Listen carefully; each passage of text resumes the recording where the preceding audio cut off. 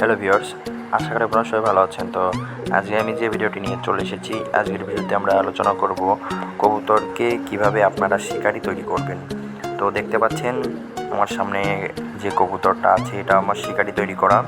তো আপনার কবুতরকে শিকারি তৈরি করতে হলে আপনারা মাত্র 15 দিন, 10 থেকে 15 দিন নিয়মিত বা সঠিক পদ্ধতিতে যদি আপনারা কবুতরকে শিকারি করার জন্য কাজ করেন, তাহলে অবশ্যই আপনার কবুতরও একটি সুন্দর শিকারি কবুতরে পরিণত হবে।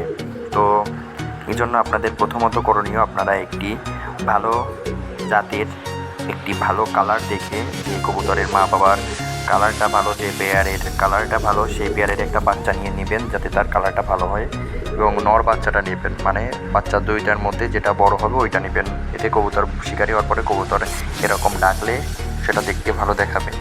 তো এরকম আপনারা 10 থেকে 12 দিন বা 15 দিন, সর্বোচ্চ 12 দিনের একটা বাচ্চা নিলে ভালো হয়। 10 থেকে 12 দিনের একটা বাচ্চা নিয়ে নেবেন।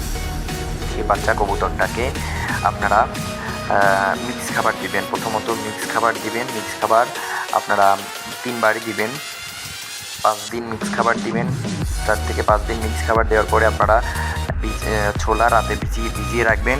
সেই ছোলাটা আপনারা সকালে খাওয়াবেন। আবার সকালে ছোলাটা ভিজিয়ে রাখবেন, সেই ছোলাটা বিকালে বা রাত্রে খাওয়াবেন। এভাবে কবুতরকে 2 বার খেতে দিবেন। কবুতরটা যখন একটু বড় হয়ে যাবে, 15 বা কবুতরের বয়স যখন 20 দিন হবে, তখন আপনারা কবুতরকে দিনে 2 বার খাবার দিবেন। কবুতরের পেটে ক্ষুধা রাখবেন। ক্ষুধা রেখে কবুতরকে দূরে রেখে আপনারা ছোলা দিয়ে ডাক দিবেন।